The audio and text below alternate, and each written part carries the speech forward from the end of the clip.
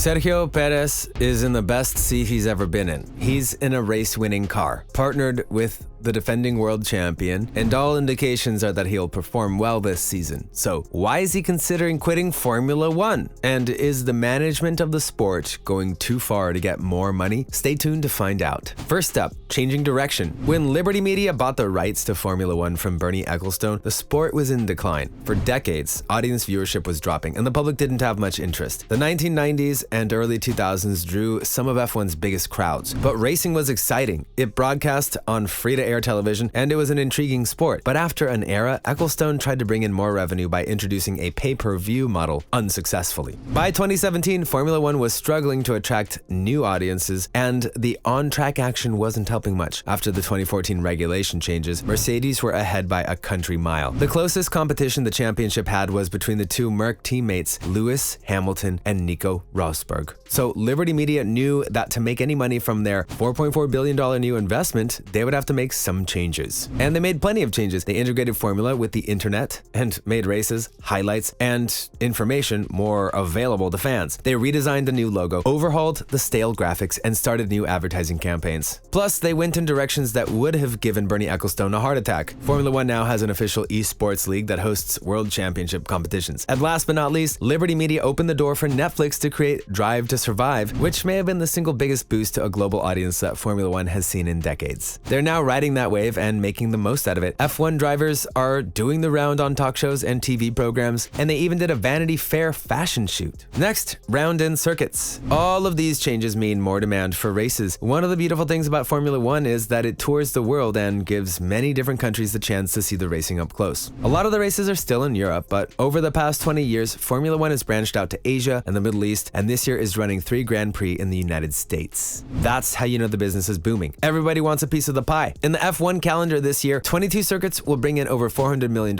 in revenue for the sport. Each circuit pays a hosting fee ranging from $15 million to $55 million, depending on the negotiations, the history, and what F1 has planned for that area. At the moment, the target market is the United States. The sport is experiencing a boom right now, and there's no better place to take advantage of it than the land of the free. 2022 will see the debut of the Miami Grand Prix, which got a major injection of cash from its title sponsor, Crypto.com, and plan to host a party to end all parties. At the Grand Prix, fans can catch the likes of Martin Garrix, Snoop Dogg, Post Malone, and Calvin Harris. That sounds more like a music festival than a Formula One race, but it just shows how the sport is catering to younger audiences. And just like a music festival, it's not cheap to go. Tickets start at just under $700, so fans will have to save up if they want any chance of catching a glimpse of their favorite racers. This year, there are 22 races, but next year they could be as many as 24. When Formula One started way back in 1950, there were only 7 races. It made it a lot harder to win a championship because even just one retirement could put you out of contention. But that was the beauty of it. As the sport picked up a worldwide following, the F1 calendar grew to 18 races by 1978, but hovered around that number for the next 30 years. It wasn't even until 2012 that the season hit 20 races, and this year is the most Grand Prix in F1 history. The unique thing about Formula One is that all teams have to travel to the same destinations together as part of a tour. No team really has a home circuit, although Ferrari definitely feels more at home in Italy. So behind the scenes, there is a mammoth effort to transport everything from place to place. It's not just the cars, parts, and garage equipment that needs to be packed up and shipped, but also the entire paddock. That means hospitality suites, kitchens, and furniture all need to be put away carefully in shipping containers ready for the next stop. All up, this weighs around 2,000 metric tons, and that's why the global shipping company DHL is a big partner of the sport. But with circuits around the world knocking on F1's door and billions of dollars being invested into the sport, it's hard for CEO Stefano Domenicali to say no. And he said that in the future there could be up to 30 races in a season. What is Perez's big problem with the F1 calendar, and how will it change Red Bull's plans? Don't go anywhere because all of that is coming right up. Next, think about the workers. But Formula One isn't run by machines. It's not just the equipment that needs to be transported, it's the people too. The staff, trainers, drivers, media personnel, and filming crew all have to follow along like a traveling circus. This is what Sergio Perez has a big problem with. He said that having too many races was out of the question for him. He said that if the race calendar increases, then he would have to call it quits. That's because he has 2 young children and a wife that he doesn't get to spend that much time with. As he explained, the time of the drivers is already very limited. Before each race, there are rigorous simulation sessions that drivers needed to do to prepare. Plus, they have to attend partner events, advertising, press conferences, and more. Those are all parts of the sport that keep the money coming in and generate headlines. But how much is too much? With only 52 weeks in the year, 24 races would be getting close to the point where there is a race every fortnight. Sebastian Vettel has said that too many races would also run the risk of losing the novelty of the sport. It might be great for fans at each destination, but viewers might be less likely to tune in if there is a race every weekend. After all, it's not like a football or rugby match where you just watch 80 or 90 minutes. For fans, it can take the entire weekend. Practice sessions on Friday, qualifying on Saturday, and the race on Sunday. So what if Perez quits? If Perez does decide to leave Formula One because it's too demanding, then the question becomes who will step up to replace him. AlphaTauri driver Pierre Gasly has been waiting for a chance at redemption with Red Bull. When he was promoted in 2019, he didn't step up to the plate. Over 12 races, he didn't manage any podiums and was never close to his teammate Max Verstappen. After being demoted back to Toro Rosso, Gasly had more success, but team boss Christian Horner thinks that it was because the pressure was off of him. If Red Bull doesn't think that he can perform under pressure, then there's no way that he'll be called up to replace Perez. Red Bull's test drivers at the moment are Juri Vips and Sebastian Buemi, neither of which are clear choices for promotion. Vips has only won the Formula 4 championship, and Buemi drove for Toro Rosso in 2009 with limited success. Beyond their sponsored drivers, it's hard to see any other options for the team, especially because Verstappen is locked in until 2028 and is their clear number one. To rock the boat too much would be risky. Red Bull advisor Helmut Marko said that the team would be making a decision by the summer break over who would be Verstappen's teammate next season. Perez still looks likely to retain the seat into the 2023 season, but after his ultimatum, it might be out of his hands. If the calendar continues to expand, he said that it would force him to quit the sport. He's a family man. Sometimes your job is not the most important thing in your life. Do you think that Perez is right to quit Formula One if there are more races? And how many is too many? Let us know in the comments below. Thanks for watching, and we'll see you next time.